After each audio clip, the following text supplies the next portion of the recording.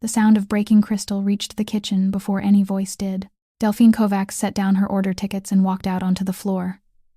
She did not hurry. Hurrying would have made it a scene instead of a correction. Table 14. A man on his feet in the middle of his meal, color risen to his hairline. The smell of wine coming off him like a private kind of weather. Beneath the table, a girl of 19 knelt on the carpet, picking up shards one at a time with her fingertips. A hand's width from her fingers lay a small beige object. A hearing aid. It had come loose when she startled and bent down. The man leaned over to look at it properly. Then he set his shoe on it and turned his heel a quarter of the way around. "Did you hear a word I said?" he said down at the lowered head. "Or is the deaf thing just convenient?" Her hand went still on the carpet, fingers slightly spread, as though they had forgotten what they meant to do. There were 80 people in that dining room, and not one of them moved. Del knelt down beside her. She said nothing to the man. She picked the device up off the floor and cleaned it with the service towel folded over her arm slowly, thoroughly. Both sides then set it in the girl's palm and closed her fingers around it. "It's on your left," she said, slowly enough to be read from the lips. "You didn't drop it. It was dropped." Then she stood.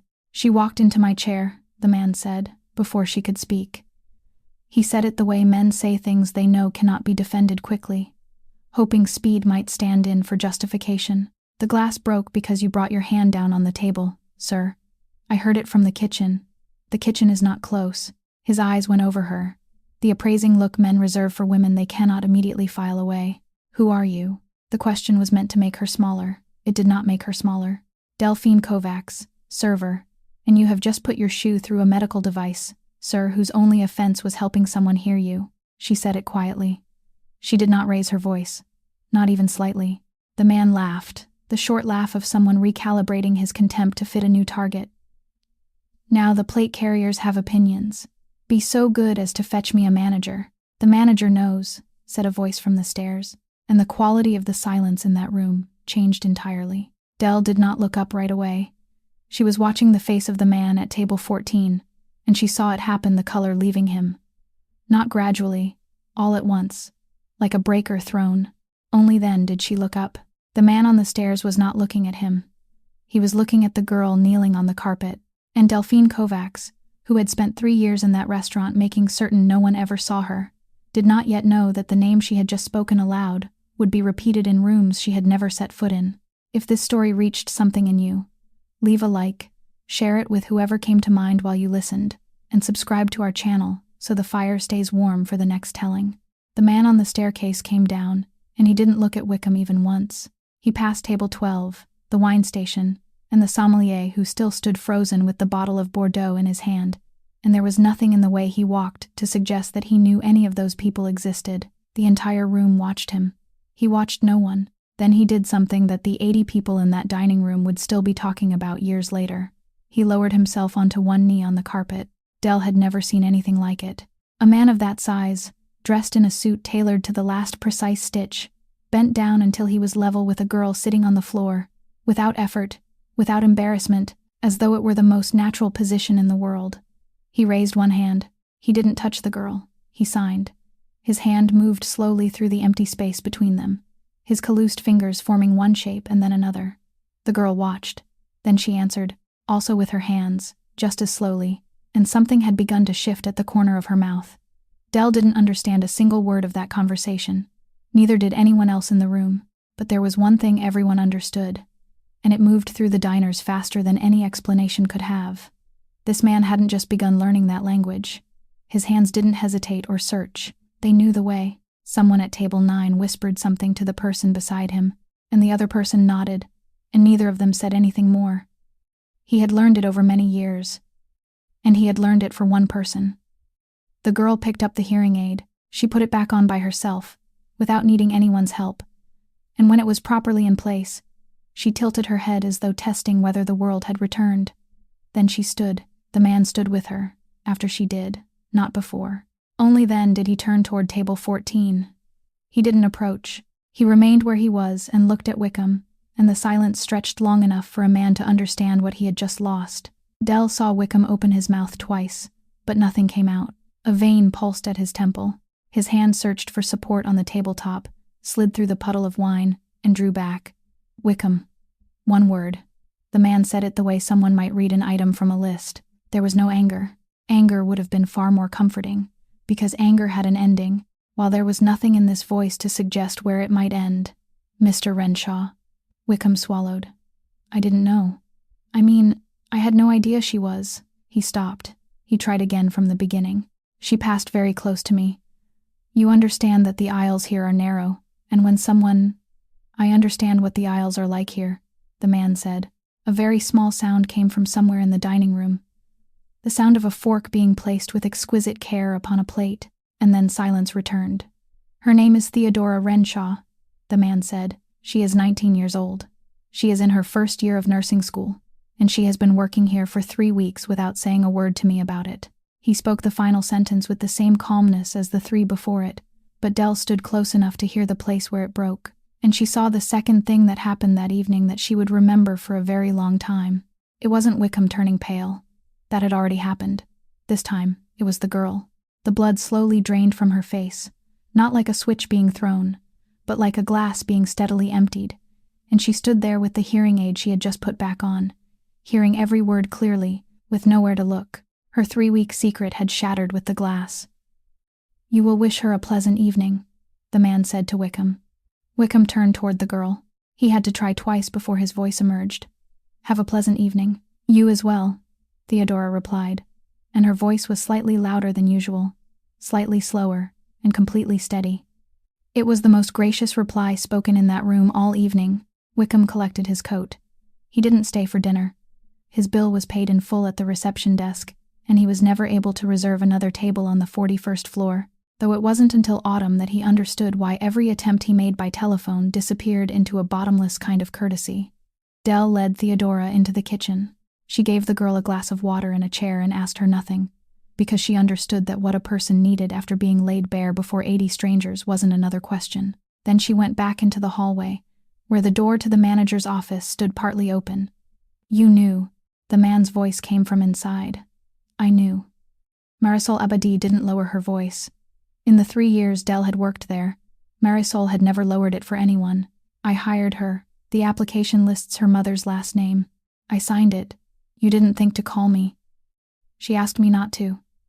A drawer closed. She sat in the very chair beside you and told me she wanted to earn something no one else had paid for. Then she asked me to keep it to myself. And you agreed. I remember being 19, Marisol said. I remember what it felt like to have nothing in this world that belonged to me alone. If you want to fire me, then fire me, Mr. Renshaw. But don't make me stand here and say I regret it, because I don't, and I'm not good at lying about things like that. A long silence settled over the room. You kept the secret for quite a while, the man finally said, and his voice had changed. I keep many secrets for many people, Marisol replied. That is my job. No one ever tells the floor manager the happy things. Dell stepped away from the door. She walked down the hallway, past the linen closet, past the shift schedule posted on the wall, while something inside her mind quietly began rearranging itself. The girl on the carpet was his sister. He owned this restaurant, and perhaps the entire building, and Dell had stood in the middle of the dining room and spoken her name clearly in front of him. For 3 years, she had done everything she could to make certain no one remembered her face. That had just ended. The kitchen on the 41st floor after closing was an entirely different place from the kitchen at 10 o'clock at night. The charcoal grills had gone cold, the exhaust hood was off, and only when it fell silent did anyone realize how loud it had been throughout the evening. Josiah Fenn was scrubbing the griddle with a grill stone, his movements steady and unhurried, keeping the rhythm of a man who knew exactly how long the work would take and had no intention of doing it any faster. Sitting on an overturned plastic crate in the corner near the dry storage room was Milo, his 7-year-old son, waiting for his father's shift to end as he always did on Friday nights, his legs swinging without reaching the floor, with a stack of bread wrappers cut into neat squares in front of him, which he had cut himself with kitchen scissors under his father's watchful eye. Dell came in to get her coat, and the boy immediately looked up. Miss Dell, he said, do you know how to fold a crane?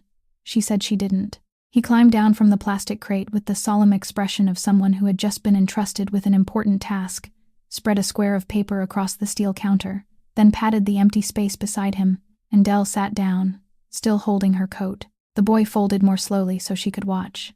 Those small hands worked with absolute confidence, folding, creasing, turning, folding again, and the paper in his hands transformed into something recognizable without a single word of explanation. She followed along. Her crane had one wing longer than the other, and a neck bent inward, as though it had been broken. Milo studied it for a long time, wearing the polite expression of a child trying to find something kind to say, before finally telling her that he thought she had folded this part backward. She tried again. The second crane couldn't stand. The third tore at the neck, and Milo burst out laughing. A bright, clear laugh, without the slightest trace of cruelty, and he said, "You're really bad at this, Miss Dell."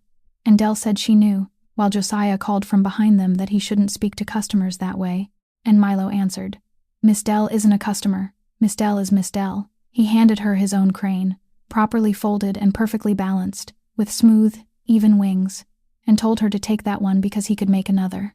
She accepted it.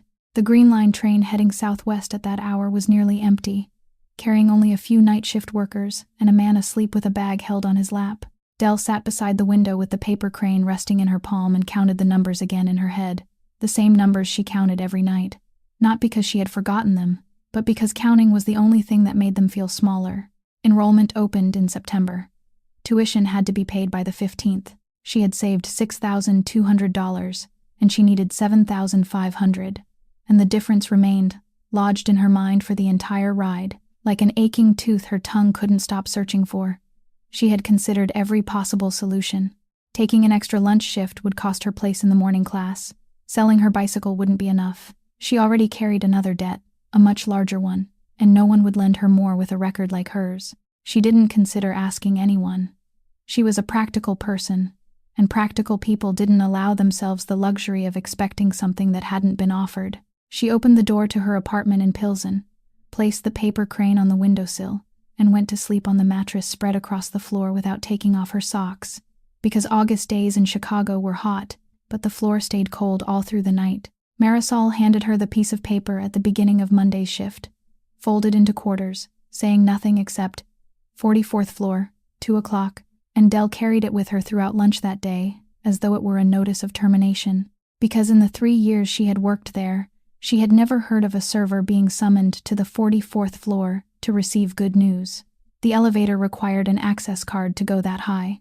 Marisol swiped hers for Dell and stepped out, and the doors closed, leaving Dell to travel the final 3 floors alone, watching the numbers change on the display and telling herself that if they fired her, she still had 2 weeks of wages and her savings, and she would find another job, though she knew perfectly well that another job wouldn't bring in tips the way the 41st floor did. The office looked nothing like what she had imagined.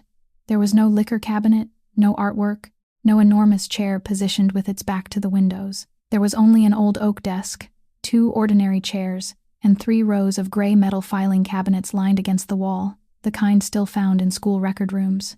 August Renshaw was standing beside one of those open drawers when she entered. He closed it, gestured toward the chair, and sat down across from her. He didn't thank her for Friday night. He didn't mention it at all, didn't ask how she was, and didn't offer a single word that might have been understood as an acknowledgement of a debt. And when Dell thought back on it later, she realized that was the very reason she had stayed and listened to everything he had to say. He pushed a thick file across the desk, bound in a blue plastic cover with frayed edges. The corporation owned 6 restaurants in the city, he said. 2 of them would be sold during the coming quarter. Before the sale, a complete inventory of assets had to be prepared for all 6 locations, including kitchen equipment, furniture, stock on hand, property leases, remaining value after depreciation, everything. The accounting department should have handled it, but accounting was occupied with the quarterly report, and he wanted someone to work on the inventory full-time for 6 weeks. Dell opened the file. The first page was an equipment list for the Wabash Street location, arranged in 3 columns, with no depreciation calculated, and 2 entries bearing duplicate asset numbers. She studied it for about half a minute, then looked up. "Marisol said you once studied auditing," he said. "I did," Dell answered. He didn't ask why she had stopped. He didn't ask where she had studied, how many years she had completed, or whether she held any kind of degree. He merely asked if she could do the work, and Dell said she could, and he nodded once before naming the compensation. And it took Dell a moment to understand that he had just said $4,000. A calculation began running through her mind before she could stop it. 6,200 plus 4,000. Enough for the fall semester's tuition, enough for the spring semester too, with some left over for the monthly payment. She sat very still and allowed none of it to show on her face. "I have one condition," she said. He waited. "If I find something that doesn't match, I'll record it exactly as it doesn't match," she said. "I won't round anything off, combine entries, or describe it as a temporary discrepancy just to make the report look better. If you want a number that is pleasing to the eye, you should hire someone else, because I won't be able to write it, and even if I tried, you would see through it immediately." When she finished, she realized she had just spoken to the man who owned the building in the same voice she used with the produce supplier whenever 3 crates of lettuce were missing from a delivery. He watched her for a moment. Then he said, "Agreed," and didn't question her further. He didn't add that this was obviously how it should be, didn't say that this was precisely what he expected, and offered no words intended to soften the matter. Just that single word, "agreed," and he pulled the file back toward himself to write her name on the cover. He wrote with a fountain pen, his handwriting slanted, and Dell saw those hands again, the roughened knuckles and several faded silver scars.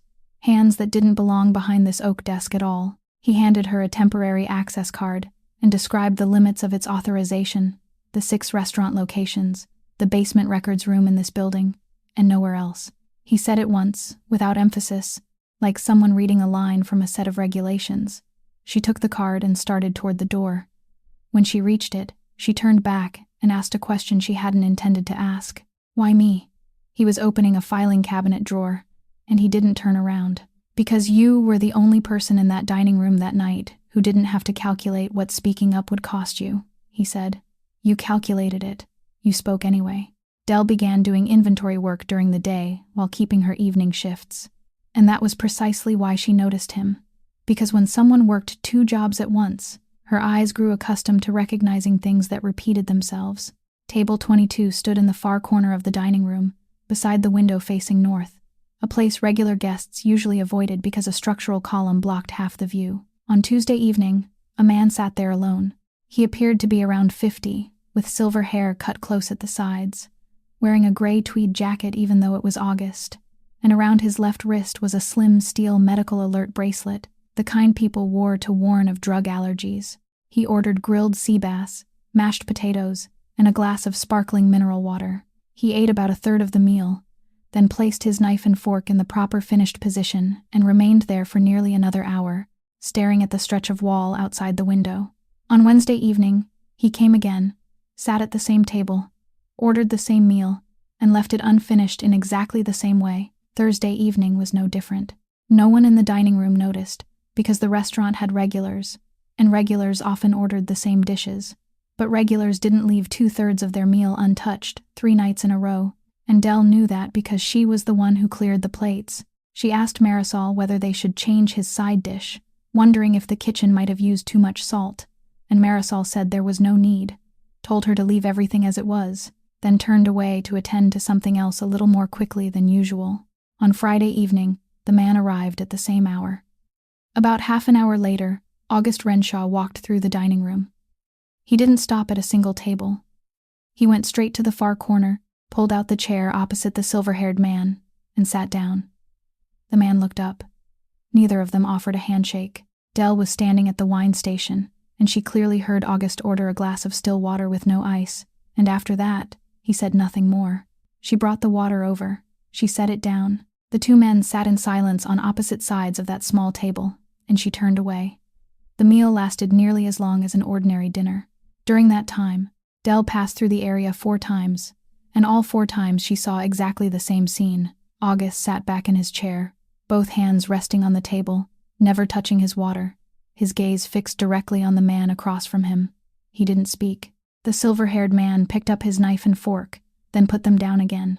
He cut the fish into small pieces without lifting a single bite to his mouth.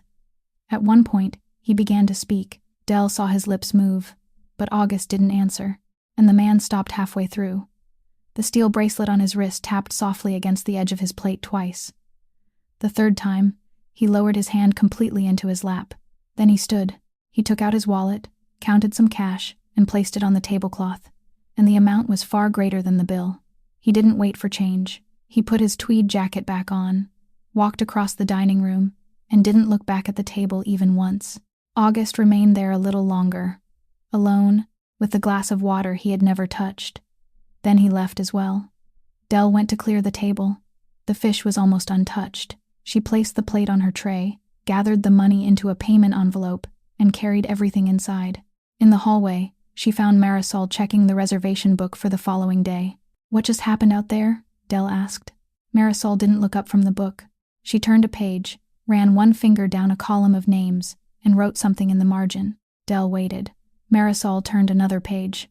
At last, in the most ordinary voice in the world, she told Del to take the tray into the kitchen before all the plates went cold, and she still didn't look up. That night, on the train home, Del thought about what she had seen, and she realized she wasn't afraid of the man at table 22. She was afraid of the man who had sat across from him through an entire meal without needing to say a single word. And for the next 4 days, table 22 remained empty, and no one in the restaurant ever mentioned what had happened again, as though the dining room had never possessed a far corner at all. The lease records for the 2 locations that were about to be sold weren't kept in Merrick Tower. They were stored in one of the corporation's warehouses on the south side, near the harbor district. And when Del asked how she was supposed to retrieve them, Marisol said there was no duplicate key to the place, and anyone who wanted to enter had to go with Mr. Renshaw. He picked her up at the basement exit on a Tuesday evening, driving himself in an unremarkable dark-colored car, and throughout the entire journey, he spoke exactly 2 sentences, one asking whether she was cold, and the other telling her to adjust the vent, if she was. The car stopped some distance from the warehouse entrance, where the outdoor lights cast a murky yellow pool across the concrete yard. He told her to remain in the car for a few minutes because he had something to take care of first. Then he went inside. The warehouse office had glass panels from waist height upward, and from where Del sat, looking through the windshield, she could see the entire room as though she were watching a silent stage. Inside stood a young man of about 25, wearing a windbreaker, his arms hanging loosely at his sides beside a desk. When he saw August enter, he stepped half a pace backward. August didn't approach him. He stopped on the opposite side of the desk and stood there for a long while without doing anything at all. Then he placed an envelope on the desktop. Beside it, he set down something smaller and thinner, and Del didn't recognize it until the other man picked it up. It was a bus ticket. The young man stared at the 2 objects. He began saying something, quite a great deal of it, his hands starting to move as he spoke, but August didn't answer a single word. He merely stood there and watched. Only when the young man stopped talking did August finally open his mouth, and Del saw him speak just once, briefly, no more than a single sentence, before closing his mouth and saying nothing else. The young man stood frozen for a while. Then he bent forward, braced both hands against the edge of the desk, and began to cry. It wasn't the kind of crying that came from someone who had just been hurt. It was the crying of someone who had just been released from something he had carried for far too long. August didn't move closer. He didn't place a hand on the young man's shoulder, or offer another word of comfort. He waited until the man could straighten his back again, then pointed to the envelope and the ticket. The young man picked them both up and left through the rear door. A few minutes later, August returned to the car carrying a file box, placed it on the back seat, and settled behind the wheel. On the drive back, Del watched the harbor lights recede beyond the window and asked what the young man had done.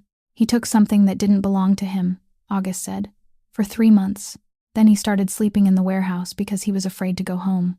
Del asked what he had said to him. "I told him I knew his sister was receiving treatment in Milwaukee," he replied, "and that I knew he believed he had no other choice." The car turned onto the highway. For a long while, he said nothing more, and Del thought the story had ended there. But then he continued, his eyes still fixed on the road ahead. "People often think the way to maintain order is to make someone hurt," he said. "If I hurt a man, he'll hate me for the rest of his life, and a man who hates me can always come back. But if I give him a road home, he'll never dare return, because returning would mean having to look at me. Which would you choose?" Del couldn't answer immediately. She studied the side of his face in the flickering light of the highway lamps, and thought about the silver-haired man at table 22, and how he had risen and walked away without looking back. Something inside her turned cold, because she had just understood that what she had witnessed in the warehouse wasn't kindness, and it wasn't cruelty either. It was something suspended between the two, something calculated with extraordinary care. And the man who had calculated it was sitting only inches away from her, his scarred hands resting on the steering wheel as he drove her home. The file box brought back from the warehouse that night contained 8 binders, and Dell opened the fourth one on a Thursday night after the dining room had closed. While she remained seated at table 41, the two-seat table tucked against a structural column that no one ever reserved, with a desk lamp borrowed from reception and a cup of cold coffee beside her. Her job was to reconstruct the remaining value of the kitchen equipment, and to do that, she had to compare the purchase dates with the payment records. And to compare the payment records, she had to open the operating expense ledger, and that was where she encountered the name for the first time: Ardmore Provisions, a meat and seafood supplier. It appeared at the Wabash Street location, then at the Lincoln Park location, then on the 41st floor, and Dell paused. Not because of the figures themselves, but because of the way they sat beside one another. An ordinary person looked at a column of invoices and saw a column of invoices. Someone who had spent 3 semesters sitting in auditing lecture halls looked at a column of invoices and saw a rhythm. And when that rhythm slipped out of time, it created the same sensation as hearing a piano with one key tuned incorrectly, an irritation that couldn't be named and yet couldn't possibly be ignored. Ardmore's invoice numbers didn't run consecutively. They skipped. In a month containing 7 invoices, the sequence numbers were separated by dozens of places, which meant either the company had a great many other customers, or someone was assigning the numbers by hand to make it look as though it did. Then she looked at the unit price column. Over a period of 5 months, the price per pound of beef from that supplier had risen 3 times. Each increase too small on its own to make anyone ask questions, but together they amounted to enough money to buy a car. And the quantity delivered never changed, not even slightly. The same number, month after month, as steady as a signature. Dell sat before that page for a very long time, because meat fluctuated. Some weeks the kitchen ordered more because there was a banquet. Other weeks it ordered less, because it rained, and guests canceled their reservations. Josiah complained about the price of beef to anyone willing to listen, and in the 3 years Dell had worked there, she had never once heard him complain about Ardmore Provisions. The following morning, she looked up the company's registered address at the public library, because she didn't want to search for it on a restaurant computer. Ardmore Provisions was registered in Gary, Indiana. Its address was a mailbox inside a shipping store, located between a laundromat and a parking lot. There was no refrigerated warehouse, no delivery truck, and no food safety permit she could find. That was when Dell had to sit down on the library steps with her coffee in her hand and speak to herself very seriously, because everything she had just done lay beyond the scope of her assignment. Mr. Renshaw had described the limits of her access card exactly once, without emphasis, as though he were reading a line from a rule book, and a rule read that way was usually the most important one of all. She had been hired to inventory assets, industrial kitchen equipment, freezers, steel tables, leases. No one had given her the operating expense ledger. No one had given her the authority to investigate a supplier in another state. She had survived 3 years in that restaurant by doing precisely what belonged to her and never stepping so much as an inch beyond it, and now she was sitting on the steps of a library with a name in her mind that she was never supposed to know. She thought about closing the binder. She thought about the $4,000 and the September semester. Then she remembered what she had said in the office on the 44th floor, that she would record every discrepancy exactly as she found it, and how he had answered, agreed, a single word, without asking another question. The next morning, she left a note on table 41. She wrote it by hand, folded it in half, and addressed it to no one. It contained 3 lines, the name of a supplier, a question asking who approved the supplier list for all 6 locations, and 1 sentence that read, "This isn't part of my assignment, and I'm looking at it anyway." By noon, the note had disappeared. The following morning, another note lay in the same place, written in slanted handwriting with a fountain pen. It contained 1 line, "The supplier list is approved by the finance department, not through me. Keep going. Don't put any of this on a computer." From that day forward, that was how they spoke to each other, through a note folded in half and placed beneath the salt shaker at table 41 every morning, with no email, no messages, and not a single line left behind on a machine someone else might open. And every morning, when Dell entered the still dark dining room and saw the note waiting there, something inside her chest lifted just a little, and she refused to allow herself to give it a name. Theodora Renshaw returned to work during the 2nd week of September, and it surprised everyone in the kitchen, because they had all assumed that after what happened that night, she would disappear from the 41st floor and never be mentioned again. She arrived for the afternoon shift, changed into her uniform, tied back her hair, and began setting the tables in Section 7 as though nothing had happened. The only difference was that everyone in the restaurant now knew who she was, and no one knew how to behave around her, so they chose to be excessively polite, and Del watched the girl endure it for 2 days straight. On the third evening, Teddy found her in the linen closet. She stood in the doorway for a moment before speaking, and when she did, the first thing she said was, "I'm sorry it took me this long to say something." Del told her she had nothing to apologize for. "I wanted to thank you for what you did that night," Teddy said, "but I didn't know how to say it without making it sound like I felt sorry for you." She spoke a little louder and a little more slowly than usual, in the rhythm Del had begun to recognize, and when she listened, she looked directly at the other person's mouth.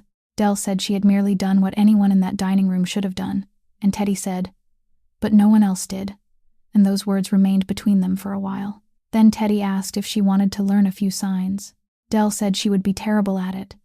Teddy said everyone was terrible at first, and that was the most interesting part. She rested both hands on the stack of folded napkins and began.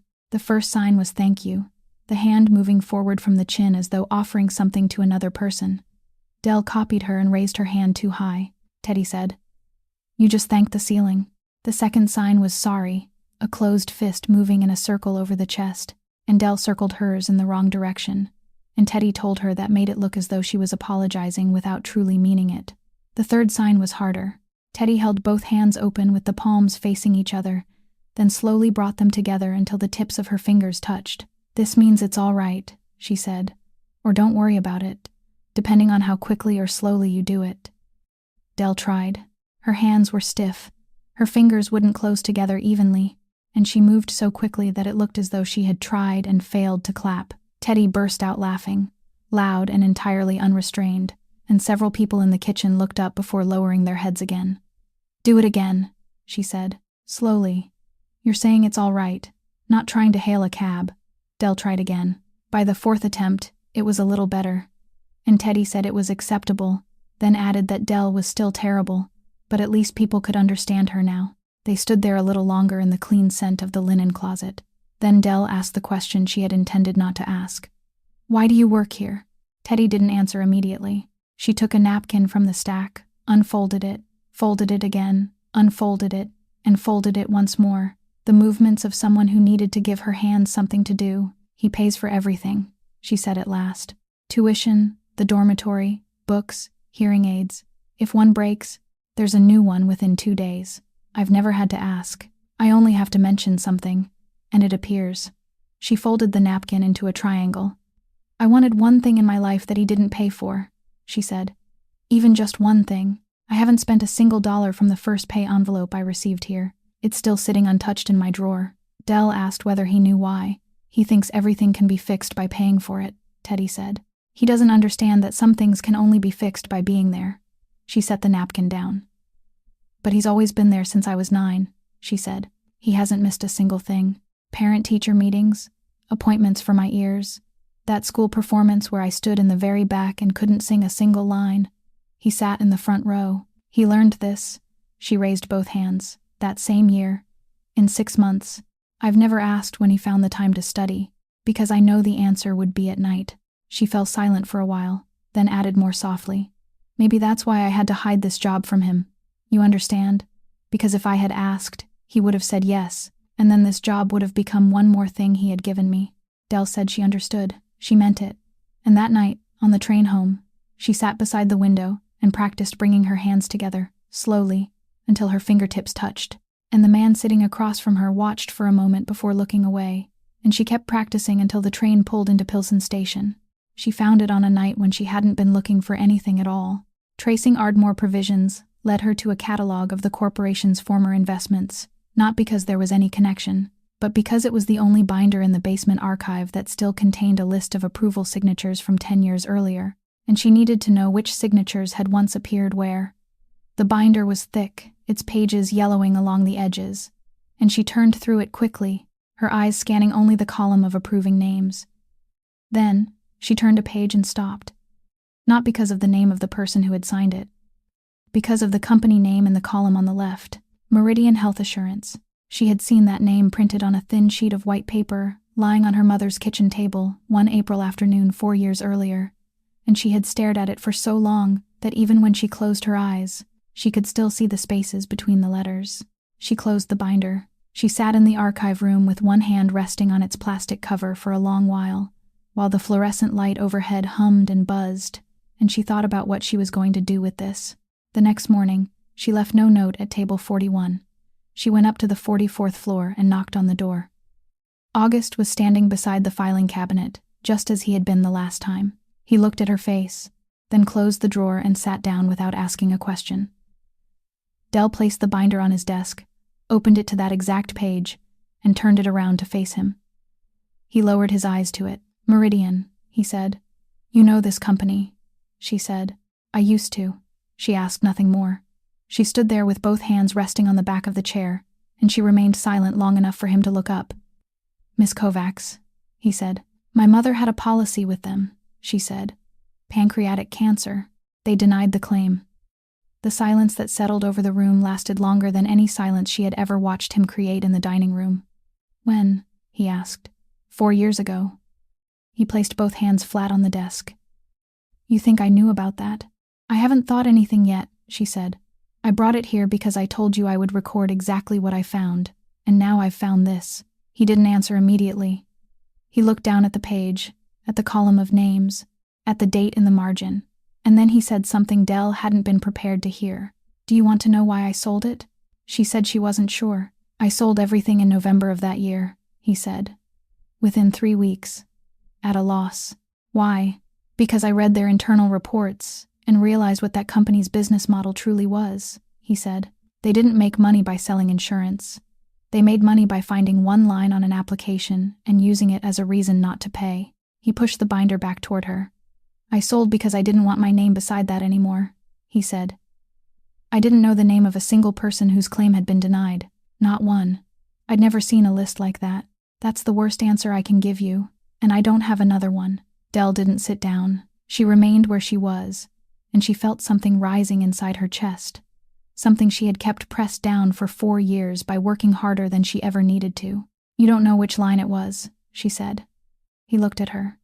"The line they used," she said. "You don't know which one it was."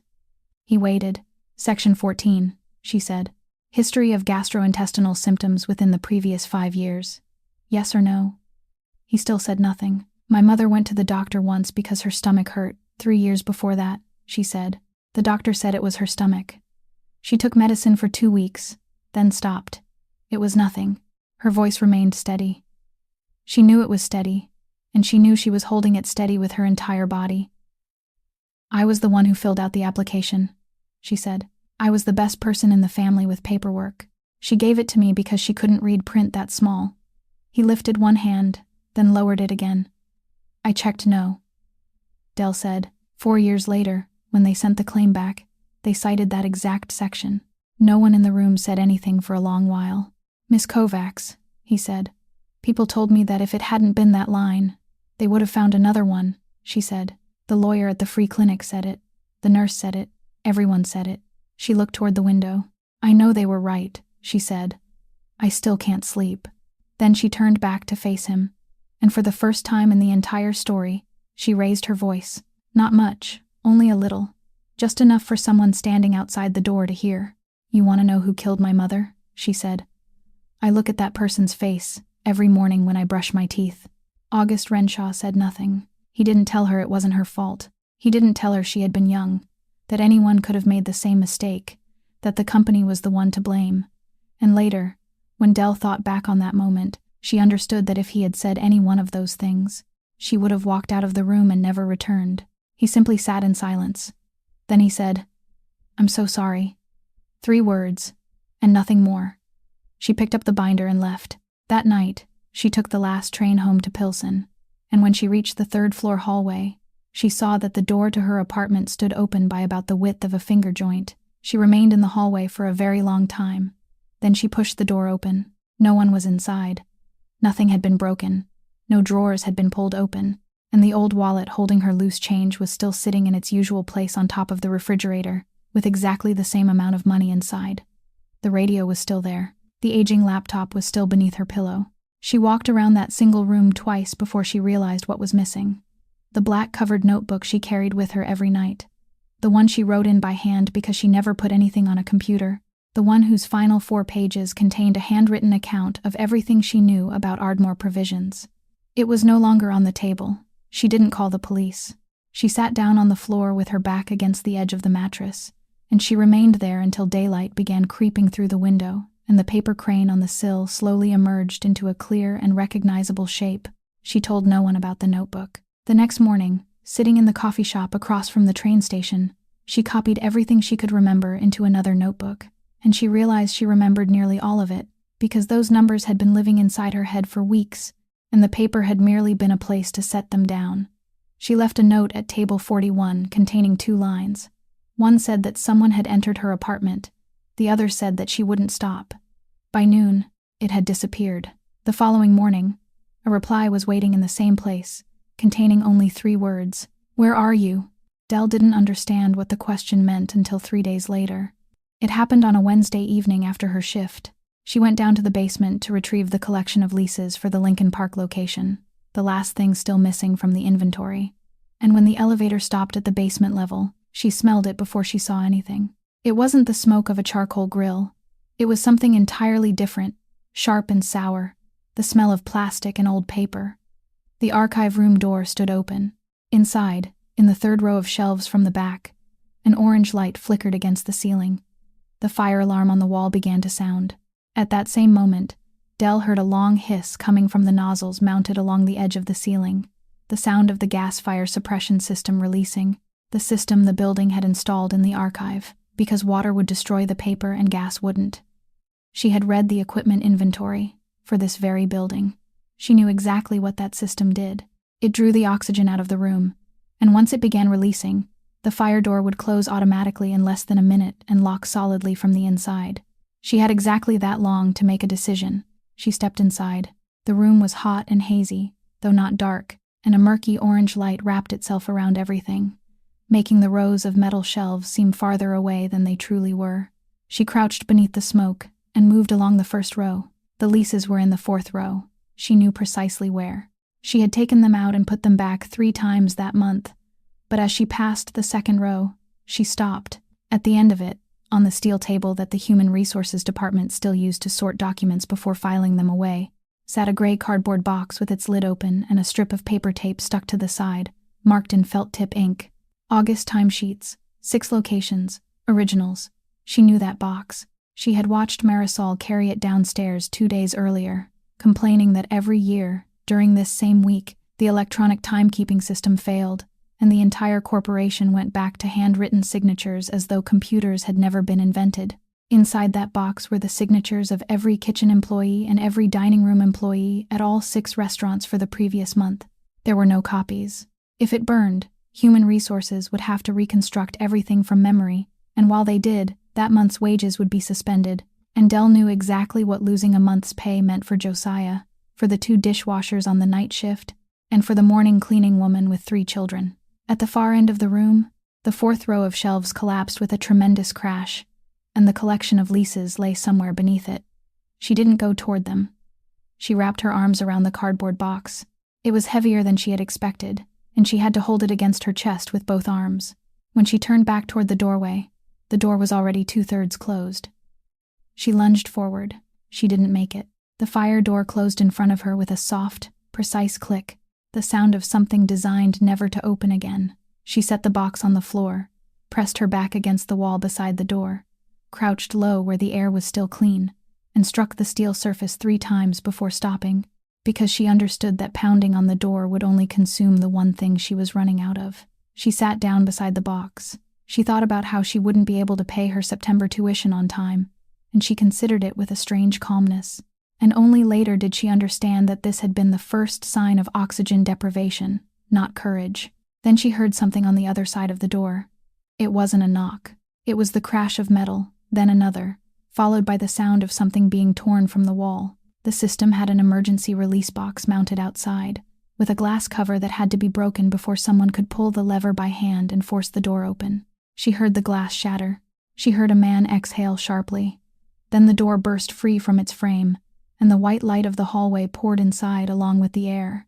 August Renshaw stood there with one hand still gripping the steel lever, and it had been in the heat long enough that Del saw him release it and close his right hand tightly.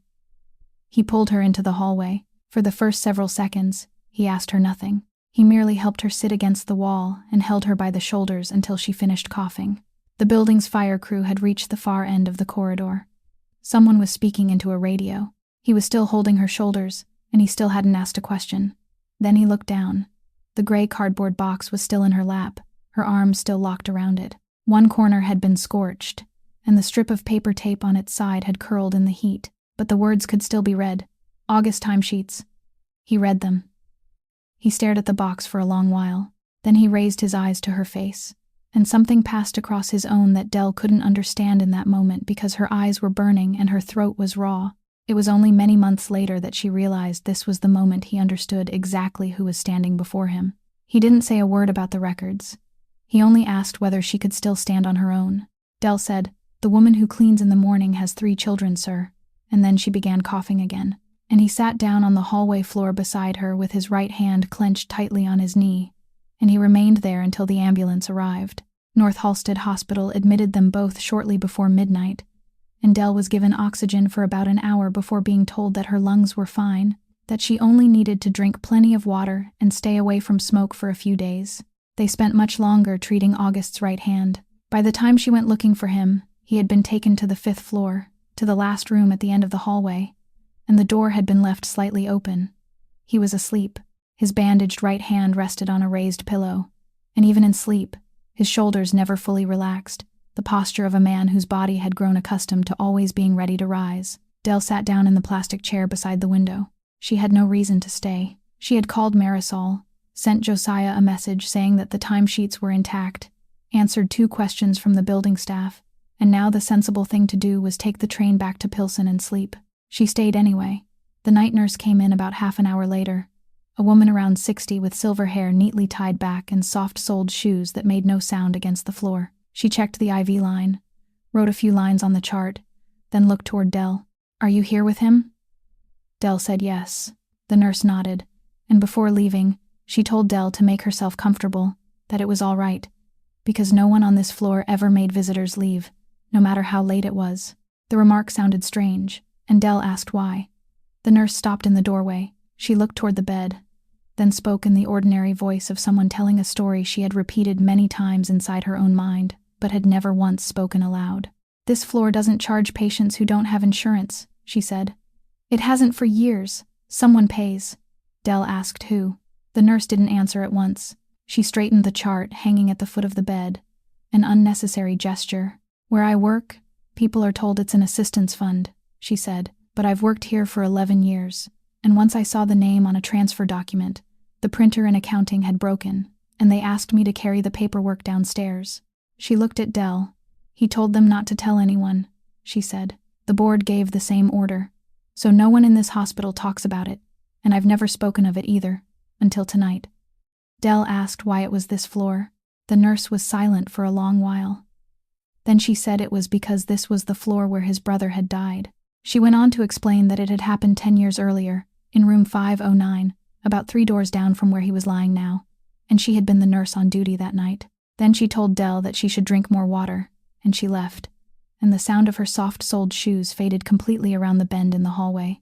Del remained in that room with what had just been placed in her hands. For 4 years, she had lived with a number, $84,000, and she had taught herself to think of it as a weight rather than a story, because thinking of it as a story made it impossible to work.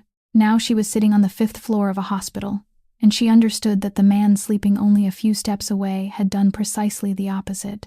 He had taken something that could never be repaid and turned it into something that could be paid, month after month, quietly, for people he didn't know, on the very floor where he had lost someone. He had told no one.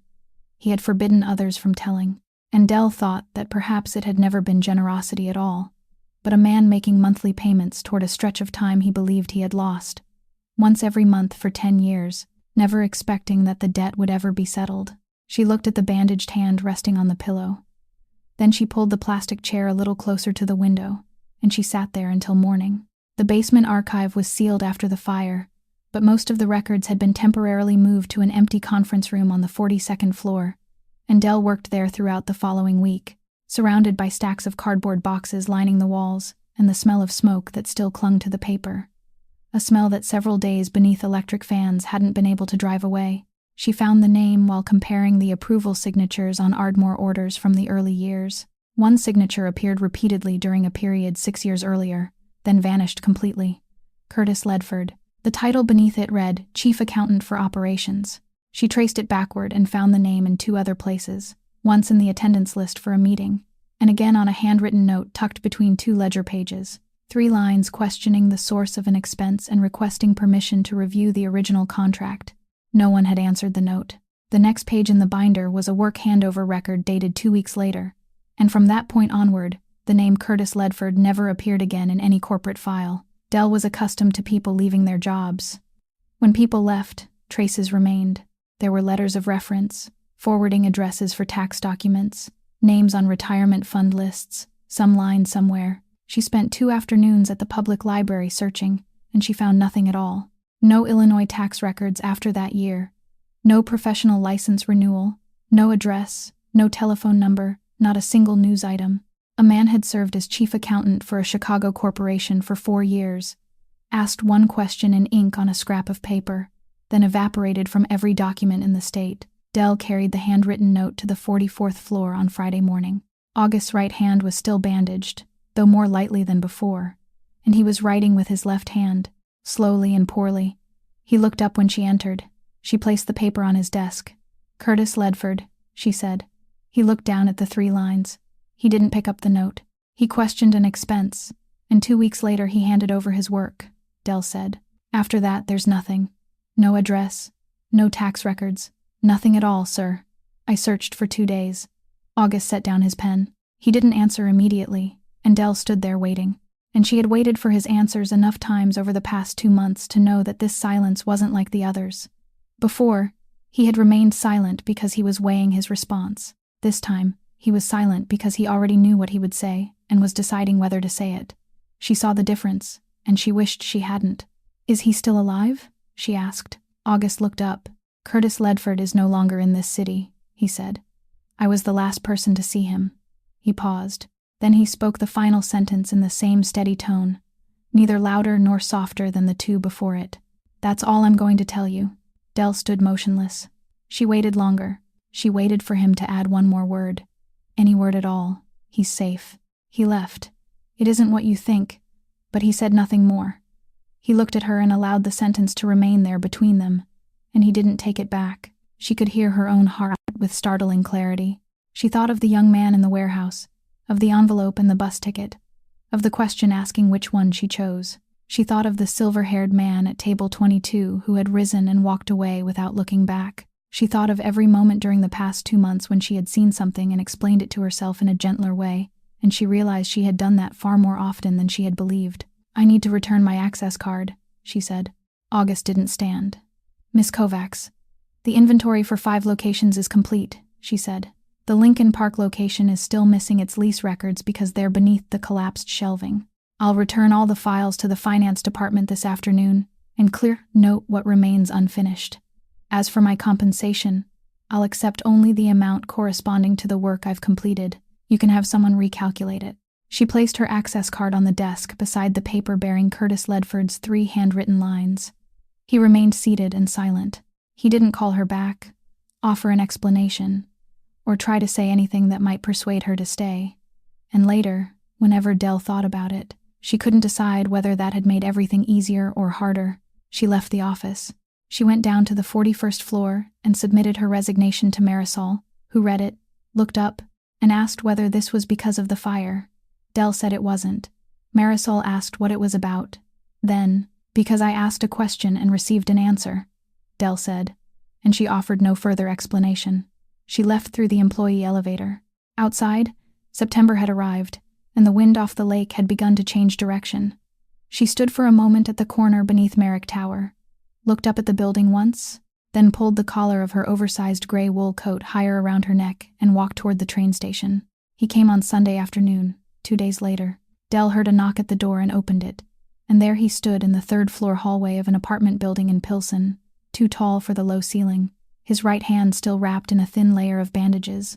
He didn't ask to come inside. He didn't say hello.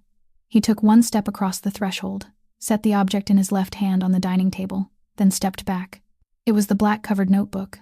The lower right corner was bent, and a brown stain ran along the edges of the pages. But it was hers, and she recognized it at once from where she stood, because she had placed a piece of tape over the broken spine in June. Del didn't reach for it. He didn't explain where he had found it, how he had found it, how long he had searched, or whom he had been forced to speak with. He said nothing about their conversation on the 44th floor. He merely looked at her once, gave the faintest nod, then turned and walked down the stairs, and she listened as his footsteps faded across 3 landings before disappearing completely at the door below. She stood in her room for a long while with the notebook resting on the table. Then she sat down and began to think, slowly and with great care, the way she did when reconciling a column of figures that refused to balance. People didn't recover a notebook for someone they intended to make disappear, nor did they break through a fire door with their bare hands for such a person. Something in this entire story didn't add up, and she had seen it, but she didn't have enough information to know where the discrepancy lay. Marisol Abadi called her the following evening. She wouldn't discuss it over the phone. She asked whether Del could meet her at the diner on Ashland Avenue at 9 o'clock, and Del said she could. It was the kind of place that served eggs all day and had red vinyl seats cracked along the edges. Marisol arrived first. She wasn't wearing her uniform. There was nothing on the table before her except an untouched cup of coffee. "I asked you here because I want you to hear this from me," she said, "before you hear it somewhere else." Del sat down. "Someone at the corporation has been asking me about you," Marisol said. "Since last month. He asked what you were doing, which files you opened, and how late you stayed, and I answered him." Del said nothing. "I answered every question," she said. "Every week, until the day of the fire." "Who?" Del asked. "Halloran Grieve," Marisol said. "The chief financial officer. You've never met him. He doesn't come down to the 41st floor." She turned the coffee cup a quarter of the way around on its saucer. "My son borrowed money 3 years ago," she said. "It wasn't a large debt to other people, but it was large to us, and men had begun coming to his home. Mr. Grieve paid all of it. He didn't ask how I intended to repay him. He told me not to worry, that it was a small matter, and that I should simply keep doing my job well. For 3 years, he never mentioned it once." She looked up. "Then last month, he mentioned it." Del looked at the 2 hands resting on the plastic tabletop, and she realized that in 3 years, she had never once seen those hands tremble. "Did you know what was going to happen to me?" Del asked. "I didn't know," Marisol said. "I told myself he only wanted to know whether you were working hard. I told myself that every week, and I knew it was a lie from the very first week, and I kept saying it anyway." Dishes clattered together behind the counter. A server passed by and poured more coffee into Del's cup, though she hadn't ordered any. Then Marisol said, "There's one more thing I have to tell you," and her voice changed, and Del looked up. "I used to be a nurse," Marisol said, "for 22 years. Oncology, North Halstead Hospital. I left 4 years ago." Del lowered her coffee cup to the table. "I knew your mother," Marisol said. "Ruth Ann Kovacs, room 412. She was always asking for another blanket because that room was cold, and she called me the silver-haired girl, even though I was nearly 60 at the time." Music was playing through an old speaker mounted on the diner wall, and Del could hear every note, clearly, far too clearly. "I was there the day her claim came back denied," Marisol said. "I was standing at the foot of her bed. I read the denial letter before she did because she handed it to me and asked me to read it for her." She paused for a long while. "And I was there the day you sat in the 4th floor hallway after everything was over," she said. "You sat there for more than 2 hours, and you didn't cry, and you didn't call anyone. I walked past you 3 times. I didn't stop once." Del couldn't speak. "When I left nursing, I went looking for you," Marisol said. "It took 4 months. I found the restaurant on Halstead Street where you were washing dishes, and I ate there 3 times before I asked the manager whether you might want another job. Then I told you the restaurant needed someone, and that an acquaintance had recommended you." She looked directly at Del. "No one recommended you," she said. "There was never any acquaintance. I invented that story while I was driving there. For 3 years, Dell had believed that she had ended up on the 41st floor because of a random stroke of good fortune, and she had built her entire present life upon that foundation. Now that foundation had been pulled out from beneath her and replaced with something altogether different, something warmer and far heavier. "Why didn't you tell me?" she asked. "Because if I had told you, you would have felt indebted to me," Marisol replied. "And I didn't want you owing anyone anything. I've seen where owing people can lead." She pushed the cup of coffee away. "I submitted my resignation this afternoon," she said. "I'll tell everything I know to anyone who asks, including lawyers and the police. I'm not asking you to forgive me, Miss Kovacs. I have no right to ask for that. I'm asking only one thing of you." She spoke the final sentence, and her voice still didn't tremble. "Don't let me become the reason you stop trusting people." She returned to Merrick Tower on Wednesday afternoon, not to ask for her job back, but because the finance department had called to say that her inventory was still missing verification signatures on 3 forms and they couldn't close out her file without them. She signed the papers on the 42nd floor. It took less than 20 minutes, and she had intended to walk straight out through the main entrance. But Halloran Greaves' name had been echoing in her mind for 2 days, and the directory beside the elevators showed that the finance department and the chief financial officer's office were on the same floor, and she knew that if she walked out the front door now, she would never find out what the man looked like. So she went down by the stairs and left through the parking garage in the basement, the exit the employees always used, and she walked slowly, looking around. She saw the car before its engine started. A charcoal sedan was parked facing the wrong direction near the exit, its lights off, with 2 men sitting inside. It had been there when she first passed on her way to the stairwell, and now it was still there, and the man in the passenger seat had changed position. Dell stopped. She had about 10 steps in which to turn around and return to the stairwell door, and she stood there calculating very quickly, the way she calculated everything. If she ran, she would make it home today, and tomorrow she wouldn't know any more than she knew now. If she didn't run, she would learn whom they intended to take her to. She thought of Marisol in the diner on Ashland Avenue, of the words, "He doesn't come down to the 41st floor," and she thought that some people spent their entire lives never coming down to the 41st floor, and because of that, no one ever saw their faces. She activated the recorder on her phone and slipped it into the inner pocket of her gray wool coat. Then she continued walking toward the car. The door opened when she was about 4 steps away. The man in the passenger seat climbed out. He was around 40, wearing a lightweight cloth jacket, with nothing in his hands, and he said, "Miss Kovacs, someone would like to speak with you. It'll only take 15 minutes. Dell asked who. The man said she would find out once she got into the car. She said, "I can follow you in my own car." The man said, "You don't have a car." And in that single sentence, Dell saw everything she needed to see. This man knew that she traveled by train. He had known it beforehand. This wasn't an invitation someone had invented while sitting there waiting. She got into the car. The back seat smelled of plastic and cheap air freshener. The man sat beside her without touching her, and the driver started the engine and began moving toward the ramp that led up to street level. Dell rested both hands in her lap, looked straight ahead, and counted the concrete pillars passing outside the window. She realized that her heart was beating very slowly instead of very fast, and she didn't understand why. The car reached the bend in the ramp, and its headlights swept across a concrete wall, revealing another vehicle parked crosswise across the passage, its front facing outward, its lights shining directly into the windshield. The driver slammed on the brakes. For several seconds, no one moved. Then Dell heard the front door of the other car open. She couldn't see much because the headlights shining toward them had turned everything beyond the glass into shadows, and she remembered the rest only through sound. A second door opening. Someone beginning to say a word, then stopping halfway through. A short impact against the side of the car near the door pillar, feet shifting across the damp concrete, the scraping sound of shoe soles sliding a short distance. Then breathing, fast and heavy, coming from 2 men, not one. The car shuddered slightly once. The man beside her lunged out through the opposite door, and Dell heard him run about 4 steps before coming to a stop. Then there was silence, followed by the sound of someone dropping heavily onto the concrete and leaning back against a wheel. There was no shouting. No one cursed. Through all of it, the strangest thing, and the thing Dell remembered most clearly, was that the man who had stepped out of the car blocking the ramp never spoke. He didn't say a single word. The rear door on her side opened. August Renshaw bent down and looked inside.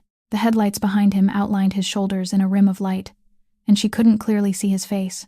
He was breathing hard. His right hand was no longer bandaged, and he was holding it partly closed. He didn't look at the pocket of her coat. He didn't ask what she had recorded. He didn't ask whether she had managed to see anyone, where they had intended to take her, or a single question about anything that might prove useful later. "Are you hurt?"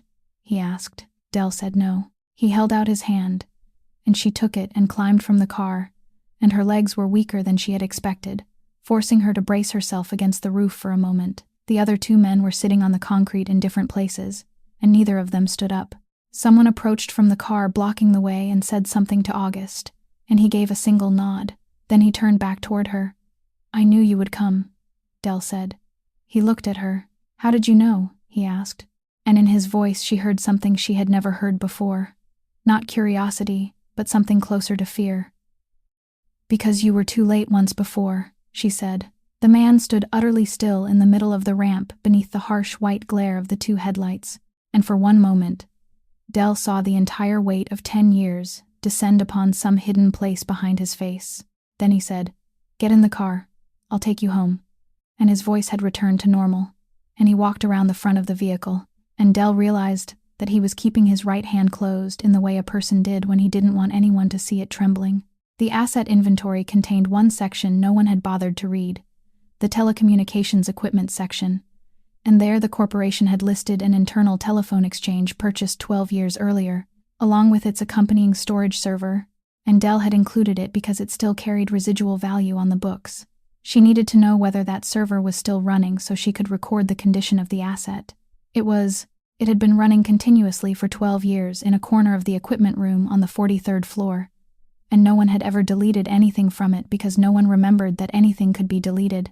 She sat before it one Saturday morning with the temporary access card that had been reissued so she could finish the paperwork, intending only to write a few lines about its capacity and the condition of its drives. Then she saw that the system had stored call records by date, every single day without exception, from the moment it was installed. She sat perfectly still for a very long time. Then she entered into the search field the date the nurse at North Halstead Hospital had given her. 4 calls had passed through the corporation's exchange that night. The first came from a mobile number that didn't belong to the company and went to the extension in the chief financial officer's office. The second, 17 minutes later, went from that same extension to an outside number. The third, 2 minutes after the second, also came from that extension and went to the chairman's office. The fourth was an outgoing call to the hospital, made later still, from the chairman's extension. Del sat before the screen and read those 4 lines again and again. She was someone who could see a pattern inside a column of numbers, but there was no pattern here. There was only a long, empty stretch of 17 minutes between an incoming call and an outgoing one. And during those 17 minutes, one person had known something another person didn't yet know. She printed the 4 lines on paper. She didn't take them to desk 41. She carried them directly to the 44th floor. August read the paper while standing, and he read it for a remarkably long time considering that it contained only 4 lines. Then he laid it on the desk and said, "Miss Kovacs, sit here. I'll be back." And he left through the connecting door that opened into the executive corridor. He returned about half an hour later with a man nearing 60 whom Del had never seen before. The man was a head shorter than August, wore a thin sweater beneath his suit jacket, had slender framed glasses and neatly combed hair, and looked exactly like a retired mathematics teacher. Halloran Grieve looked at the paper on the desk, then at Del, then at August. He didn't ask what it was. That was the first thing that sent a chill down Del's spine, the fact that he didn't ask. "You received the call that night," August said. Grieve didn't answer. "You received it 17 minutes before I did." Grieve removed his glasses, wiped them with the hem of his sweater, then put them back on.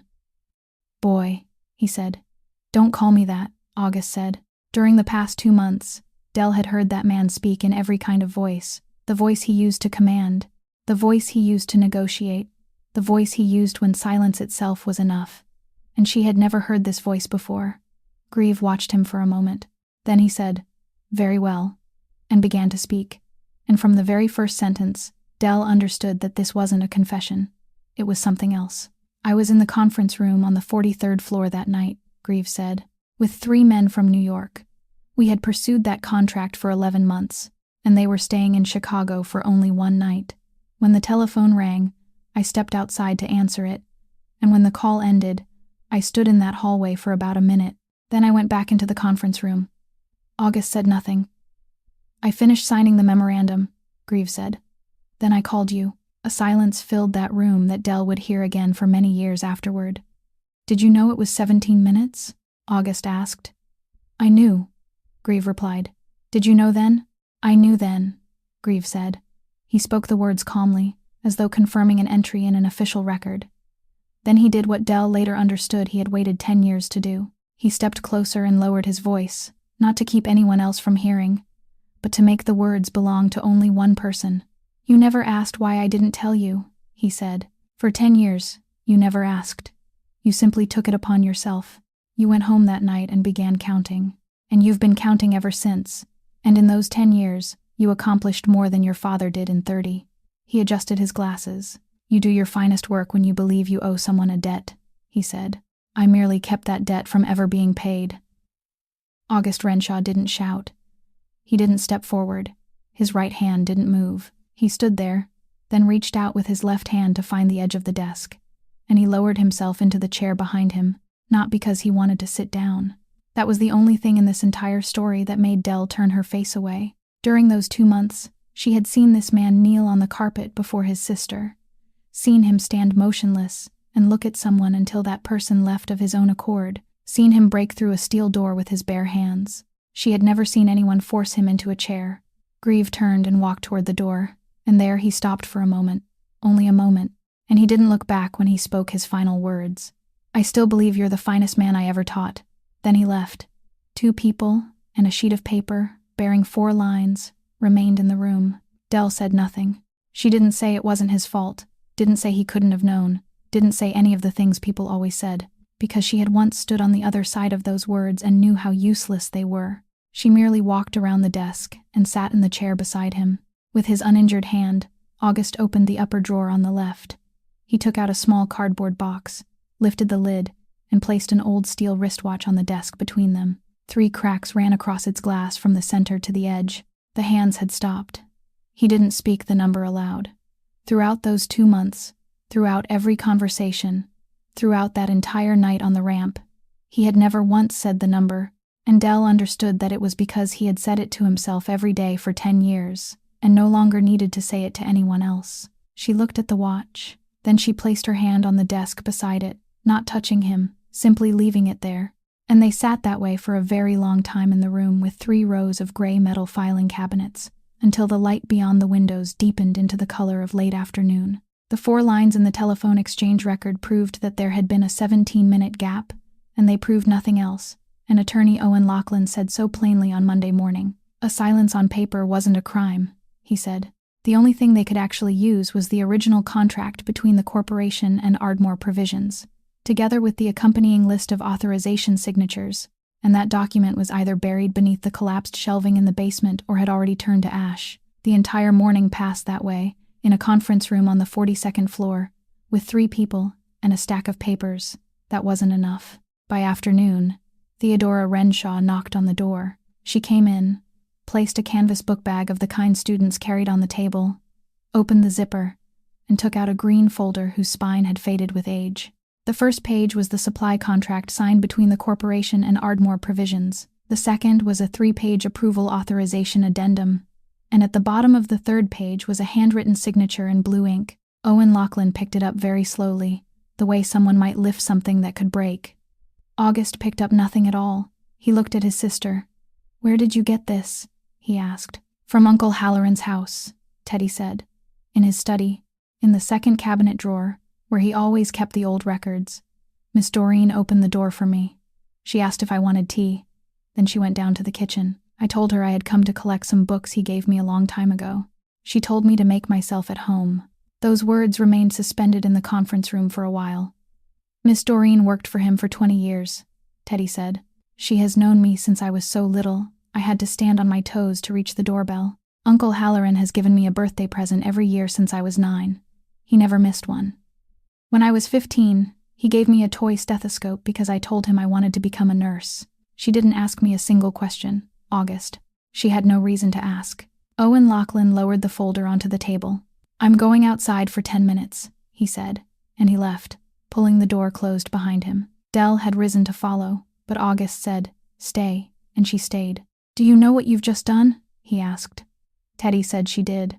"You entered the home of a man who is under investigation," he said, and his voice began to change. "You removed documents from that house. You did it alone. You didn't say one word to me. You didn't tell Owen. You didn't tell anyone. You waited until it was all over, then walked in here and put that folder on the table as though you had just gone out for coffee." Then he continued, and this time he raised his voice, the only time he did so in this entire story, and the whole room seemed to tremble because of it. Not because of the volume, but because it was August Renshaw raising his voice. "What if he had someone inside that house?" he demanded. "What if Miss Doreen had called him while you were still standing in his study? Did you think about that even once?" Theodora Renshaw didn't step back. She remained exactly where she was, her arms resting at her sides, and watched her brother's mouth closely so she could read every word. When he stopped, she waited another moment to make certain he had truly finished. Then she spoke in that slow cadence of hers, slightly louder than usual, and nothing in her voice trembled. "Do you remember when I was 9? She asked. "You learned this." She raised both hands and made a sign, slowly and completely. "You learned it at night after I went to bed," she said. "I know because one night I got up for a glass of water and saw you sitting at the kitchen table with the book open in front of you. You were practicing alone, and you made a mistake, and you tried again. You didn't know I saw you. I never told you." She looked at him. "For 10 years, you've never once failed to be there. Not once. The hearing appointments, the school meetings, the night I had a fever in 7th grade. You were there even when I didn't want you there." She stepped closer to the table. "Now there is someone who has stood before you for 10 years and watched you blame yourself every single day," she said. "And you had no one who could go and get this for you because everyone else was afraid of losing their job. I don't have a job to lose. Miss Doreen opened the door for me because I'm the 9-year-old girl he used to give birthday presents to. You couldn't enter that house. I could." She placed one hand on the green folder. "You spent 10 years being there at the right moment for me," she said. "This time, I was there at the right moment for you. You aren't allowed to be angry with me for learning from you." August Renshaw couldn't speak. He stood at the head of the table with one hand resting on the wood, and he couldn't say a word. And Del saw his jaw tighten once, then release. Then he walked around the table and embraced his sister, one arm around her shoulders and the other hand behind her head, and he bent down and pressed his cheek against her hair while Teddy stood motionless in his arms with her eyes closed. No one spoke for a long while. Del turned toward the windows to give them that moment of privacy, and when she looked back, Teddy's eyes were open, and she was watching Del over her brother's shoulder. The young woman said nothing. She merely lifted both hands behind her brother's back, held them open with her palms facing each other, then slowly brought them together until her fingertips touched. Del understood the sign. She had practiced it on the last train home to Pilsen one night in September, until the train reached her station. She raised her hands and repeated it, slowly and awkwardly, her fingers failing to come together evenly, and Teddy smiled at her over her brother's shoulder. The blue ink signature at the bottom of the authorization addendum belonged to Halloran Grieve, and it took Owen Lachlan 2 days to build from that single signature a case file that could be placed in someone else's hands and understood. On the 3rd day, he carried another set of documents up to the 44th floor, much thinner than the first, and laid it down with the expression of a man about to say something he still couldn't quite believe himself. "The fire investigation team has sent its preliminary report," he said. "They've determined that the fire was caused by human intervention, not an electrical fault. And there's one detail I think both of you need to hear before you hear anything else." He turned to the 2nd page. "The first call reporting the fire to the emergency dispatch center came from inside the building," he said, "before the automatic alarm system was activated." The caller gave his name. Del leaned forward. "Halloran Grieve," Lachlan said. No one spoke for a while. "There's a recording," he continued. "I've listened to it." His voice was calm. He clearly stated the address, the floor number, and the storage room code. And then he said one sentence I've listened to 4 times. He said there was someone down there. August looked up. "He didn't set the fire," Lachlan said. "He was the one who called it in." For the past 3 weeks, Del had arranged everything in her mind around a single axis, the belief that the man with the slender framed glasses had burned the storage room to destroy the evidence. And now that axis had suddenly been pulled away, and everything she knew began turning again, searching for a different shape. She remained still and allowed it to turn. Then she asked who. Lachlan named 3 investors in the consortium behind Ardmore Provisions, and when he reached the second name, Del heard herself say, "Wait." She asked what the man looked like. Lachlan glanced down at the file and read several lines from the physical description. He was in his late 50s, with closely cropped silver hair. "Did he wear a steel band around his left wrist?" Del asked. Lachlan looked up. He turned another page. "The hotel registration form included emergency medical information," he said. "An allergy to a class of antibiotics." "Yes, he wore a medical alert bracelet. Where did you see him?" "At table 22, Del said. 3 nights in a row. He ordered the grilled sea bass and never finished it. On the 4th night, Mr. Renshaw sat down across from him and said nothing through the entire meal, and the man left and never came back. August stood beside the window, and he didn't turn around when he spoke. I sat at that table because I'd heard someone was asking questions about who had the authority to approve the supplier list," he said. "I didn't know why he was asking. I thought he wanted to buy out an equity stake. I sat down so he would understand that I knew he was there." He placed his uninjured hand on the windowsill. "I frightened him," he said, "but he wasn't afraid of me." Lachlan nodded. "He was afraid of Mr. Grieve," he said. Among the papers in the basement were the original contract, the authorization list, and a detailed ledger of transfers from Ardmore into 3 receiving accounts. Mr. Grieve approved those transfers, yes, but the money didn't go into his pocket, or at least not most of it. It went back to the investor group. If prosecutors opened a case, Mr. Grieve had exactly one thing he could use to negotiate: identifying the 3 people behind him, and he could only negotiate if those papers remained intact. Del heard those words and understood at once, because they were the only thing in the past 3 weeks that fit completely. People didn't save something out of conscience. They saved it because it was an asset. On the night the storage room caught fire, a man had stood somewhere inside that building, watching the smoke, and realized that what was burning was the only thing that might keep him from going to prison alone. He had pressed 3 numbers, clearly stated the address and the floor, and added that someone was down there. Del asked Lachlan how Grieve had known someone was in the basement. Lachlan said he didn't know, and the question remained in the room without an answer.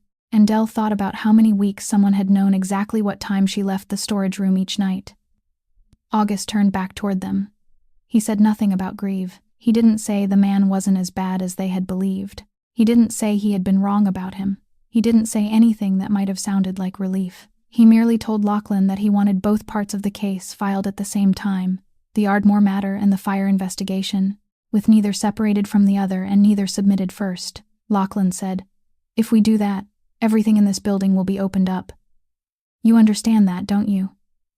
August said, "I understand." He called her upstairs on the evening before the files were to be submitted, when the building was empty and only the hallway lights remained on. An opened envelope lay on the desk, with a sheet of paper taken from inside it. He pushed the paper toward her. It was a copy of a valid license to practice accounting issued by the state of Wisconsin to a man named Curtis Aldridge, and a photograph was affixed to the lower corner, showing a man of about 60 with thick glasses and a pointed chin. "Ledford," August said. "He lives in a town about 40 miles from Madison. He teaches accounting at a vocational high school. He has a dog." Del set the paper down. She said nothing for quite a long time. "6 years ago, he found exactly what you found," August said. "He didn't bring it to me. He took it to the federal prosecutor's office. Then, 3 weeks later, he came to see me and told me what he had done, and that he couldn't sleep anymore." August rose and walked to the window. "Only 3 people knew he had given a statement," he said. "I was the 3rd. The 2nd worked in the prosecutor's office and had taken money from the 1st. I gave Aldridge 2 weeks to put his affairs in order. I took care of the rest, and I was the last person to see him in this city. That is the whole story." Del thought about that Friday morning in this room, about the silence she had misread, about the way she had stood up and placed her access card on the desk. "Why didn't you tell me?" she asked. "Because you had spent 2 months asking everyone in this building about everything," he said. "Because if I had told you he was alive, you would have asked where he was, and you wouldn't have asked out of curiosity. You would have asked because you wanted to verify it. That is how you work, and I knew that about you." He turned back toward her. "Some silences are lies," he said. "Some silences are the only thing keeping a person alive." I had no way to help you distinguish between the two, and I didn't try. You let me believe the worst, Del said. I let you believe what was safest, he said. They happened to be the same thing. Owen Lachlan arrived shortly before 9 o'clock, carrying 2 bound files. He set down the first, the file concerning Ardmore and the fire, and said that one was finished. Then he looked at the second item and didn't place his hand on it. It wasn't a file. It was a thick leather-bound ledger, worn at all 4 corners, its page edges darkened by the hands that had turned them over many years. August had taken it from the bottom drawer on the left that afternoon, and it had remained on the desk throughout the evening. Mr. Renshaw, Lachlan said, I've worked for you for 9 years, and I've never advised you to do anything twice. Tonight I'm going to advise you once, and I won't mention it again. Burn it, he pointed at the ledger. There are 10 years in that book, he said. There are things inside it that people won't read the way you wrote them. If you submit the first file, Grieve and the other 3 men will go to court. If you submit this ledger as well, they'll still go to court, and you'll go with them. No one gains anything. I'm telling you that as your attorney, and I'm also telling you as a man. August sat down. He opened the ledger to a page near the middle, looked at it for a while, then closed it again. Do you know what he said to me? He asked. Lachlan said he had heard. He said he kept that debt from being paid, August said. He said those words to me in this very room. He placed his hand on the leather cover. If I burn it, he said, then I become the man who taught me how to read a ledger. He pushed both items toward Lachlan. Submit them both, he said. At the same time. Don't separate them. The meeting took place on a Thursday morning in the middle of October, inside the large conference room on the 42nd floor, with every blind drawn open and sunlight spilling across the table. 2 people from the federal prosecutor's office were there, along with Owen Lachlan, a clerk taking the official record. Marisol Abadi seated at the far end of the table with both hands resting on the wood, and Halloran Grieve beside his private attorney. No one was brought into a sealed room. Nothing happened in the dark. Del presented her part in about an hour and a half. She began with the skipped invoice numbers, moved on to the unit price that had risen 3 times in 5 months, then stopped at the unchanged volume of incoming goods, and she said that sentence exactly once and never repeated it. She presented the post office box address in Gary. She presented the authorization addendum and the blue ink signature. She presented the 4 lines from the telephone exchange records. Not once during that entire morning did she raise her voice, and when Grieve's attorney interrupted her for the 3rd time to ask whether she held any professional qualifications, she said that she had 3 unfinished semesters of auditing, that she would gladly allow any licensed accountant to sit down and verify every number she had just read, and that she was making the suggestion with complete seriousness. No one interrupted her again. Halloran Grieve listened from beginning to end. He never once looked at Del. He watched August for nearly the entire meeting, wearing the expression of a man waiting for something to happen. And when Lachlan placed the leather-bound ledger on the table and pushed it toward the 2 people from the federal prosecutor's office alongside the first file, Del saw that expression change. Grieve understood that the thing he had used to keep the other man in his grasp for 10 years had just been placed there by that man's own hand, in broad daylight and before witnesses, and from that moment forward, it could no longer be used to hold anyone. 2 weeks after that meeting, the Human Resources Department sent Del a letter stating that, because a complaint had been filed concerning the scope of her access to documents during her inventory contract, her contract was being suspended pending a final determination, and all remaining compensation would be withheld during that time. The letter was written in perfectly proper form. Owen Lachlan told her that this was common whenever attorneys for the opposing side wanted to question a witness's standing, that the suspension would be lifted within a few months.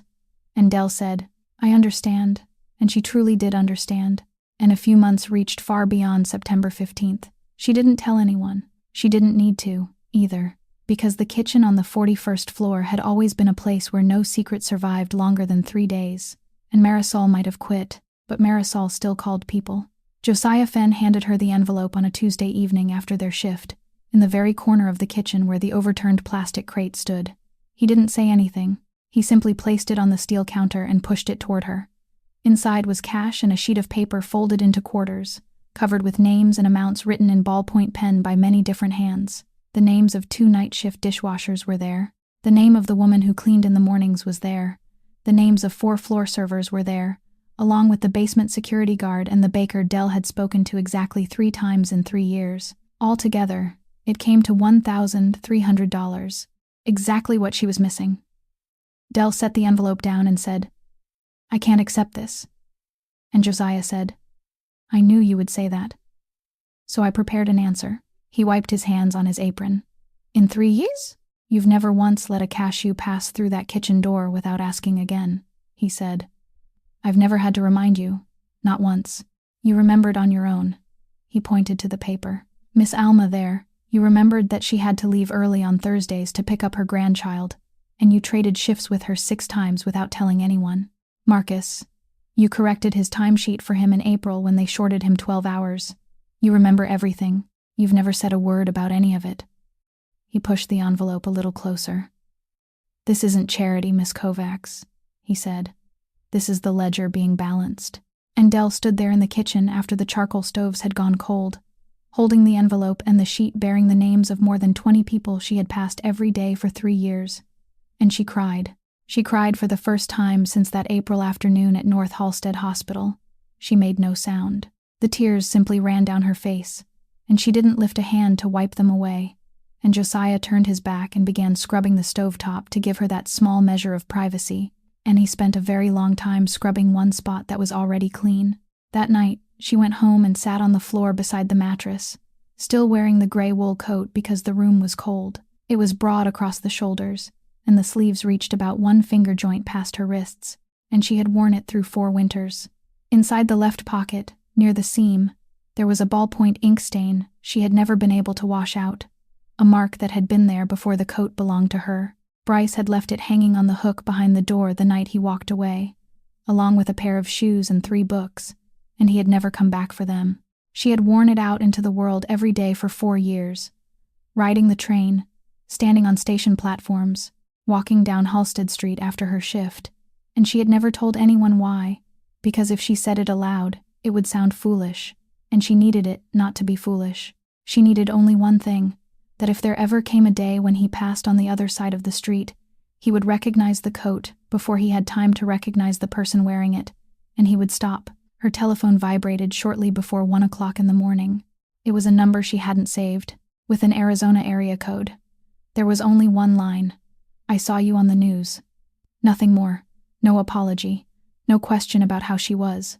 Not one word about the 4 years. Del read it 3 times. Then she read it a 4th.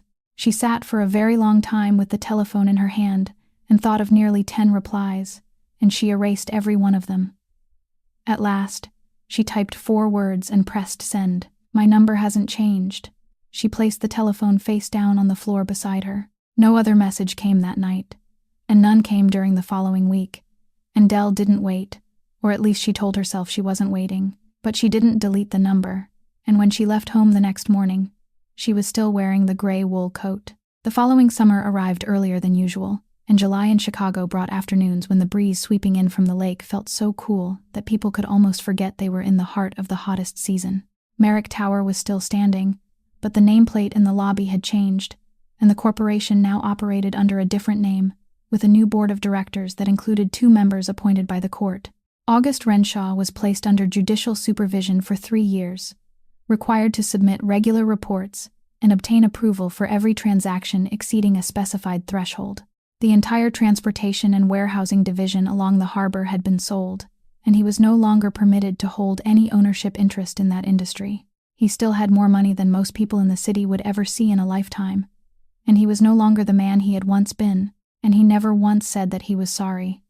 Halloran Grieve was sentenced along with 2 of the 3 investors. The third, the man who wore the steel bracelet around his left wrist, faced an additional charge related to what happened in the basement that night. Brantley Wickham lost his seat on the board of his foundation that fall, not because of what happened in the dining room, but because the man who had been seated at table 12 that evening went home and told his wife about it, and his wife happened to be one of the 7 people serving on that very board. Del completed the 3 semesters she had left unfinished and earned her degree in the spring. August offered her the position of head of internal controls at the new corporation, and he told her the salary, and she sat quietly for a moment before saying, "Thank you, but I'm not accepting it." She took a job at a non-profit organization whose office consisted of 4 small rooms on Wells Street, where they reviewed health insurance claims that had been denied and helped people file appeals. The salary was about 1/5 as much. He asked if she was certain. "I checked the wrong box on a piece of paper," she said. "And I'm going to spend the rest of my life reading other people's papers again. That part of me isn't something you can buy." He said, "I know," and he never asked her again. He said the other thing on a July afternoon, on the rooftop of the 44th floor, and he said it very badly. He started 3 times and stopped 3 times. At last, he said, "I don't know how to say this properly, so I'm going to explain the reason first, and you can't interrupt me, because if you do, I won't be able to say it again." Then he told her that during those 2 months, every morning when he walked through the still dark dining room and saw the folded piece of paper beneath the salt shaker on table 41, it was the thing he looked forward to most in his entire day, and for a long time, he hadn't allowed himself to give that feeling a name. He said she was the only person who had ever stood in that room and spoken a truth while knowing exactly what it would cost her. He said that if she stayed, he wanted her to stay as someone making her own choice, not as someone accepting an offer. And Del said, "If I stay, it will be because I want to stay. That is the only reason I'll accept." And he said, "That is the only reason I want." That afternoon, they went down to the 41st floor because Josiah had reopened the kitchen after the renovations and invited everyone to sample the new menu. Del was standing in the kitchen when she heard a sound echo from the dining room, the sound of plastic striking the wooden floor, and for one very brief fraction of a second, something inside her tightened. Then she heard laughter. She stepped outside and saw Milo Fenn, now 8 years old, standing beside a dropped tray of plastic dishes, his head tilted back as he watched a white paper crane drift slowly down from the mezzanine balcony, while the 2 children of the woman who cleaned during the morning shift ran circles around table 41, trying to catch it. August stood in the entrance, watching the scene. Then he laughed. It wasn't the faint smile Del had seen a few times over the past year. It was real laughter, bursting freely from him, holding nothing back, the laughter of a man who had traveled a very long way to reach this place. Milo ran over, handed her a square sheet of paper, and said, "Miss Del, try folding it again. I'll teach you from the beginning." She folded it. Her crane had one wing longer than the other, and its neck still bent inward in exactly the same way it had 4 summers earlier. The boy studied it for a long time, then said, "You're still really bad at this," Del said. "I know." And the boy burst into laughter and ran away. Some numbers can't be corrected. The years when the books had lied, the absence of a man who had left at the age of 29, a box checked on a piece of paper one distant afternoon. They can't be erased, and they shouldn't be. But what people can do is refuse to falsify the numbers that remain, and Delphine Kovacs had learned, through a very long journey, that the most trustworthy number in any ledger is the one we refuse to rewrite merely to make it look better. And she applied that principle to everything she still had left in her life. This story leaves us with something very simple, that a person's dignity doesn't come from whether that person is rich or poor, but from whether someone is willing to bend down to their level and listen, even when they can't hear clearly. That the debts others create to keep us in their grasp lose their power only on the day we dare to bring them into the light, and that the kindness we sow among the people around us, no matter how small it may seem, is always recorded somewhere, and one day it will return at the very moment we need it most. If today's story touched something in your heart, please subscribe to our channel, leave a like, and share it with the people who came to mind as you listened, so that every day we can gather again and enjoy another meaningful story together. How do you feel about Delphine and August? Which moment in the story made you pause the longest? Please leave a comment below. We sincerely look forward to reading the feelings that come from the depths of your hearts. We wish every one of you watching this video lasting health, a joyful life, and peace in each passing day. Goodbye for now, and we look forward to seeing you again in the next video.